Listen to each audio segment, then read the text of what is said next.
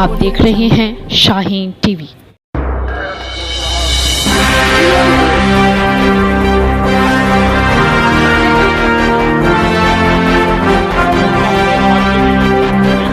Shaheen TV में इस वक्त मौजूद हूँ किशनगंज लोकसभा में, खासकर किशनगंज में मौजूद है। आप हमारे पीछे देख रहे हैं कि यहाँ पर जिला कार्यकर्ता सम्मान समारोह का प्रोग्राम चल रहा है, ऑल इंडिया मजलिस इत्तेहादुल मुस्लिमीन का।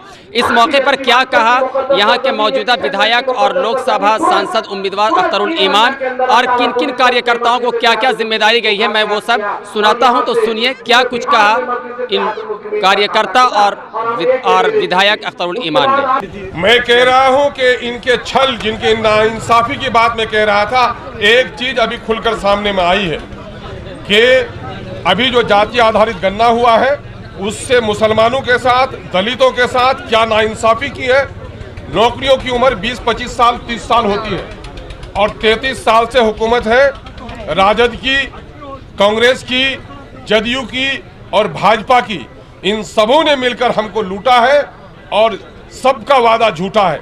यह है कि बिहार की 13 करोड़ आबादी में 2 करोड़ 31 लाख आबादी है माइनॉरिटी की और 2 करोड़ 56 लाख आबादी है हमारे अनुसूचित जाति के लोगों की। इन दोनों के साथ जो जुल्म इन लोगों ने किया है, एक ही आंकड़ा मैं पेश करता हूं, समय कम है, कि बिहार में सरकारी नौकरियां हैं 20,49,370। माइनॉरिटी का हिस्सा होता है 18% का हिस्सा होता है 3,66,000। उनको 1,72,000 नौकरी दी गई, 1,95,000 नौकरी से उनको महरूम रखा, इन्हीं लोगों ने महरूम रखा। उधर दूसरी तरफ अनुसूचित जाति के जो हमारे भाई हैं, जिनको बाबा भीमराव अंबेडकर ने रिजर्वेशन दिया, इन लोगों ने कुछ नहीं दिया और उसके बावजूद भी उनकी नौकरी में हिस्सेदारी होती है 4,02,000 और उनको 2,91,000 नौकरी उनको मिली, 1,11,000 नौकरी उनकी भी खाली इन बेईमानों ने। तो आप ये बताइए किसने इंसाफ किया। दूसरी तरफ सीमांचल से बाहर नालंदा में, पटना के अतराफ में हमारे कमाए हुए पैसे, हमारे जनता के टैक्स के पैसे, सीमांचल में लगभग 1.5 करोड़ की आबादी हुई है। इस 1.5 करोड़ की आबादी का टैक्स लेकर ये नालंदा को दुल्हन की तरह सजा रहे हैं और हमको ये वीरान कर रहे हैं।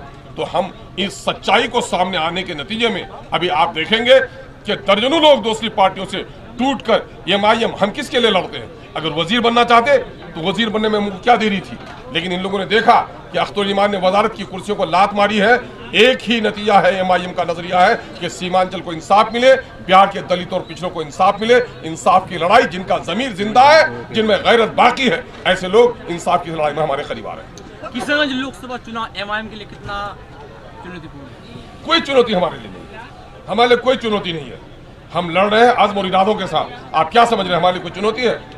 5 साल 7 साल के अंदर में कोई तारीख नहीं है कि किसी पार्टी ने 5 एमएलए को जिताया होगा। तो अभी तो नन्हा सा पौधा हुआ, उस पर इतनी जिम्मेदारी होगी। और आपको ये भी होना चाहिए, कोई चुनौती नहीं है। भाग गए हमारे लोग, लेकिन मुबारकबाद के हैं एमआईएम के हमारे पंचायत से लेकर जिला के पदाधिकारी तक कि हमारे लोगों को टस से मस होने नहीं दिया। आज जो इनकलाबी मीटिंग देख रहे हैं, इसका नतीजा है कि जाने वाले चले गए, लेकिन एमआईएम को जिसने कबूल किया था वो अपनी जगह पर है और नए लोग आकर एमआईएम में जुड़ रहे हैं। सर, एमआईएम के नेता को टारगेट किया जाता है कई जगह पे। सच्चा जो सिपाही होता है, चोर लुटेरे डाकुओं की नजर में वो उसका दुश्मन होता है। हम जो अक़लियत की बात बोलने लगे हैं, एमआईएम जो दलितों की बात बोलने लगी है, सीमांचल के साथ इंसाफ की बात करने लगे हैं, तो लगता है कि बिहार के कुछ सियासी जमातों को ये बात नागवार खातिर गुजर रही है। यही वजह है कि अपने लोगों की तरफ से हमको पे दर पे धमकियाँ दी जा रही हैं। एक तरफ मेरा फेसबुक अकाउंट जिसमें 3,54,000 लोगों की फॉलोइंग थी और ये पैगाम पल भर में 3,54,000 लोगों तक हम पहुँचा रहे थे, उसको हैक करा दिया गया। और 5 दिसंबर को मेरे ट्विटर एक्स पर मेंशन करके हमको फिर मेरे सरपरस्त जनाब बैरिस्टर असदुद्दीन अवैसी साहब को और हमारे स्टेट यूथ प्रेसिडेंट और प्रवक्ता भाई जनाब आदिल हसन साहब को टारगेट करके जान से मारने की धमकी दी है, नाना प्रकार की बातें लगाई है, जिसको लेकर हम लोगों ने किशनगंज और पूर्णिया दोनों एसपी को भी खबर की। कोई अब तक ऐसे मुजरिम को गिरफ्तार नहीं किया गया है, जिसके नतीजे में डीजीपी, आईजी सिक्योरिटी और सचिव क्या कहते हैं होम सिक्योरिटी को और बिहार असेंबली के माननीय अध्यक्ष महोदय को हमने जाकर लिखित दिया है कि हमारे दुश्मनों को जो लोग टारगेट करें उसको गिरफ्तार कीजिए और हम लोग की सिक्योरिटी फराहम कीजिए। चूँकि हम लोग घबराहट महसूस कर रहे हैं।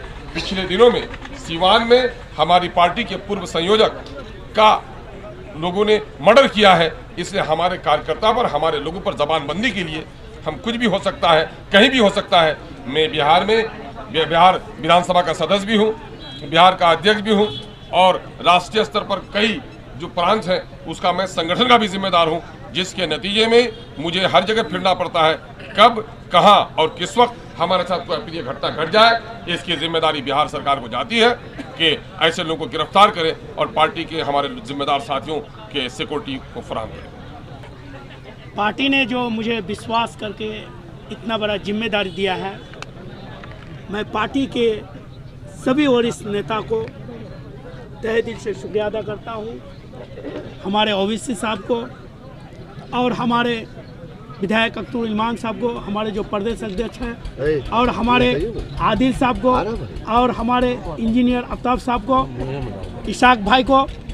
इशाक भाई मुझे लाए और वो अपना वादा भी पूरा किया कि वो मुझे लाया और अपना जिम्मेदारी मुझे सौंप दिया। और दूर दराज से आए हुए जो हमारे एमआईएम कार्यकर्ता है और आप सभी मीडियागण को मैं तहे दिल से शुक्रिया अदा करता हूं, सलाम करता हूं, आदाब करता हूं। पार्टी ने जो मुझ पर जो विश्वास किया है, मैं अल्लाह को गवाह रखकर आप लोगों के सामने मैं कहता हूं कि बड़ी ईमानदारी के साथ मैं अपने पार्टी को मजबूत करूंगा और एमआईएम को घर घर तक पहुंचाऊंगा। ये मेरी जिम्मेदारी है और मैं सभी प्रखंड अध्यक्ष से गुजारिश करता हूं कि आज के 10 दिन के में एक हमारे सभी प्रखंड अध्यक्ष से एक मीटिंग होगी और अभी मैं आप लोगों से मीडियागण से ये कह रहा हूं, ये तो अभी हैवर बाबा का ट्रेलर है, अभी तो फिल्म की जिम्मेदारी दी गई है। 2024 का लोकसभा चुनाव कितना मुश्किल है, ये एआईएमआईएम वर्सेस कांग्रेस होगा या बीजेपी होगा? देखिए 2024 की तैयारी के लिए हम लोग ये बहुत सुचारू रूप से प्लान बना रहे हैं और हम लोगों की लड़ाई सिर्फ ये है कि हम सीमांचल से जनाब अख्तर इमाम साहब को पार्लियामेंट में असदुद्दीन ओवैसी साहब के दाहिने बाजू में देखना चाहते हैं। सीमांचल की जो लड़ाई हम लोगों ने 2015 से स्टार्ट किया था, उसका आगाज और अंजाम ये 2024 की चुनाव पार्लियामेंट में हम अख्तर इमाम साहब को भेज करके हम यहाँ के सीमांचल की आवाज़ को उठाने का काम करेंगे।